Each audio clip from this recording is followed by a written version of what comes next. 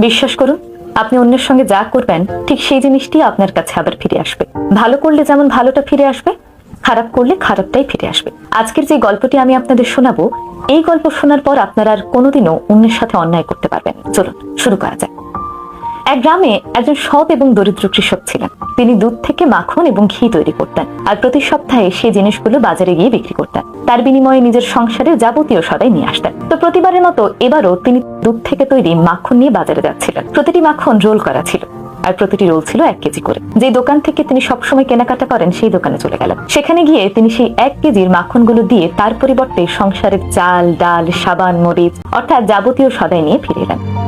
তো সেইবার দোকানদার কি মনে করে ভাবলেন, এতদিন ধরে এই লোকের সঙ্গে ব্যবসা করছি, আজকে একটু দেখা যাক তিনি আসলে আমাকে সঠিক পরিমাপে মাখন দিচ্ছেন কিনা। যেই ভাবা সেই কাজ, তিনি একটি বাটখারা নিয়ে সেই মাখন পরিমাপ করলেন। পরিমাপ করে দেখলেন কৃষক 1 কেজির যে মাখনগুলো দিয়ে গিয়েছেন সেগুলো আসলে একটিও 1 কেজির নয়, প্রতিটি 900 গ্রাম করে। এই জিনিসটি দেখে দোকানদার তো ভীষণ রেগে গেলেন। অপেক্ষা করতে লাগলেন পরের সপ্তাহে কৃষক কখন আসবে। পরের সপ্তাহে যখন কৃষক আবার মাখন নিয়ে এলেন, তখন তো দোকানদার চিৎকার করতে লাগলেন, আর কোনোদিনও আমার দোকানের সামনেও আসবে না, এক্ষুনি বের হয়ে যাও, তোমার মতো বাটপারের সঙ্গে আমি ব্যবসা করতে চাই না। কৃষক তো হতভম্ব হয়ে গেলেন।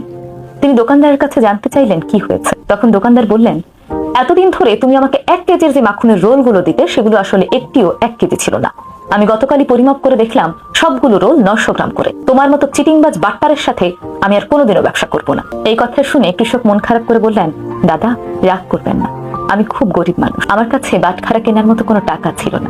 তাই প্রতিদিন আপনার দোকান থেকে যে 1 কেজির চিনি নিয়ে যেতাম, আমি সেই চিনিটাকে দাঁড়িপাল্লার এক পাশে রাখতাম, আরেক পাশে মাখন রাখতাম। আপনার সেই চিনির বিপরীতে 1 কেজি মাখন আমি প্রতিদিন নিয়ে আসতাম। এই কথা শুনে দোকানের মুখ সাথে সাথে বন্ধ হয়ে গেল। দোকানি কিন্তু ইচ্ছে করে কৃষককে ঠকিয়েছেন। কিন্তু দেখুন প্রকৃতির কি নির্মম উপহাস। তিনি কৃষককে ইচ্ছে করে ঠকালেও অনিচ্ছাকৃত ভাবে কিন্তু তিনি নিজেই ঠকে যাচ্ছিলেন বারবার। আমাদের জীবনটা আসলে এমনই। যিনি ফরমালিন যুক্ত ফল বিক্রি করেন তিনি চিন্তা করেন এই ফল তো আমি খাই না, আমার কি। একইভাবে তিনি আবার যখন সেই ফল বিক্রি করা টাকা দিয়ে অন্য কোনো দোকান থেকে অন্য কোনো কিছু কেনেন, মাছ কিংবা সবজি, তখন আবার যিনি বিক্রি করছেন তিনি চিন্তা করেন এই ফরমালিন যুক্ত মাছ তো আমি খাই না, এই ভেজাল সবজি তো আমি খাই না, তাতে আমার কি। আমরা চিন্তা করি না আমরা কারোর সাথে যে অন্যায় করি তা কোনো না কোনো ভাবে আবার আমাদের কাছেই ফিরে আসে। এই চক্রটা আসলে এইভাবে চলতেই থাকে।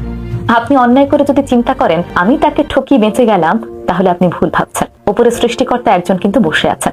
কথায় আছে না, পাপ বাপকেও ছাড়ে না। সৃষ্টিকর্তা বসে বসে কিন্তু ঠিকই অঙ্ক মেলাচ্ছেন। একে একে তিনি 2 যেমন মেলাচ্ছেন, তেমনি 2 এর সাথে 2 বাদ দিয়ে তিনি কিন্তু আপনার শূন্য করে ফেলছেন। তাই অন্যকে ঠকানোর আগে সাবধান।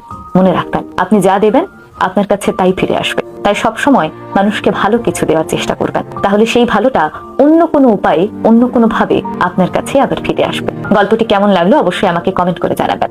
ধন্যবাদ।